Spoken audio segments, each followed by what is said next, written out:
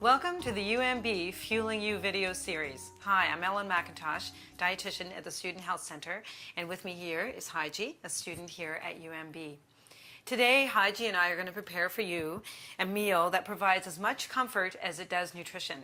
It's a classic beef stew. It takes a little time for the preparation, but it's great to make ahead when you know you're going to be too busy to cook during the week. Let's take a look at the ingredients, shall we? Okay.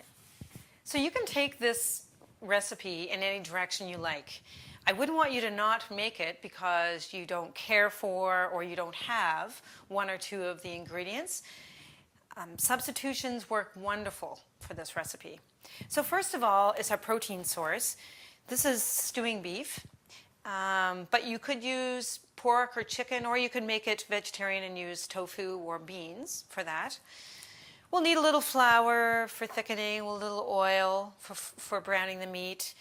And then there's a whole realm of vegetables: cabbage, turnip, potato, sweet potato, if you like, carrots, onions, squash is really good in it, adds a sweet flavor. Of course, the garlic will add a nice flavor as well. And for the broth, the liquid part of it, you will probably use like a chicken broth or a vegetable broth for that. A little balsamic vinegar adds a nice flavor. Tomatoes, canned tomatoes or tomato paste. And as well for flavor, thyme is a traditional seasoning for the beef stew, but oregano or rosemary works really nicely too. You could actually cook this recipe in a large pot, as we have here, or a deep frying pan, as long as it's got a pretty good fitting cover. Or if you have it, the other option is to use a slow cooker. Slow cookers would work really, really well for this. Once the oil's heated, we're going to brown the beef, just a few pieces at a time. Oh. So they're just brown on all the sides. This isn't a necessary part of the recipe. You can skip the browning of the beef, but to do it just does add an extra flavor to the recipe as well. Now that the meat is brown, Haji, let's pick that out and put it in a plate and just set it aside for a few minutes. And then the next step was we'll add the onion and we'll saute that for a little bit. It smells good. Yep.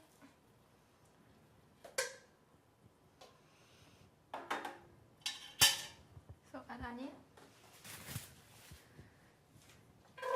So with the burner on low, we'll add the onion. You might want to turn it up a little bit to medium or whatever, yeah. So we've cooked the onion and it's soft. Just takes about 5 minutes. We've stirred it around. And we're just going to sprinkle the flour now over the onion and continue to stir it. Just 2 to 3 minutes. Add the flour now. Okay. So now we're going to add the liquid. We've got 2 cups of chicken bouillon dissolved in water. We'll stir that around. We'll add the meat back to the pot.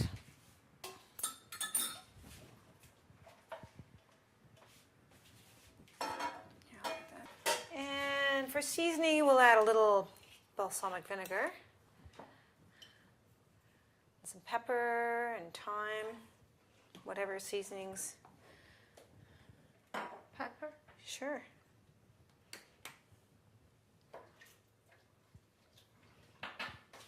It's about a teaspoon of thyme. You can Just and a little splash of rosemary leaves. So we're going to stir it around and scrape up any little bits that are stuck to the bottom of the pan because they are pure flavor. We'll put the cover on, make sure the burner's on the lowest setting and leave it for 30 minutes. So while that's cooking, Haji, do you want to prepare the vegetables? it's good. So Takes a little bit of chopping here. how big piece? Whatever you Small? think. You can do it big chunks or you can do it smaller chunks, whatever you like. We start the potato, sweet potato. Sweet potato. So we're looking for chunks about, you know, 1.5 inches or 2 inches big, thick. But you can make it very chunky or very fine, depending on how you like your stew. So Haji's going to add all the vegetables. And then we're going to turn up the heat just to medium or medium high, just to get it boiling, get the vegetables all heated up all through, just for a few minutes. And then we'll turn it down to low and we'll leave it for the next 30 to 60 minutes, just long enough so that the vegetables are soft to your liking. If it's too soupy, if it's too much liquid, then you can take the cover off and just let the steam evaporate for a few minutes. Or if it's too dry, you can just add a little water to it. So what do you think, Haji? Is Let me it check. ready? Let me check. Yeah, I think so. Excellent. Looks So don't good. worry if you're not going to eat it right away. Just let the pot cool a little bit and put it in the fridge until you want to have your next meal. And keep in mind that if you're having it as leftovers warmed up the next day, the flavor will actually improve. So it's a great meal to have. If you want a copy of the recipe, just check the UMB Student Health Center website, and you can print it off there. And there's other Fueling You nutrition videos there as well.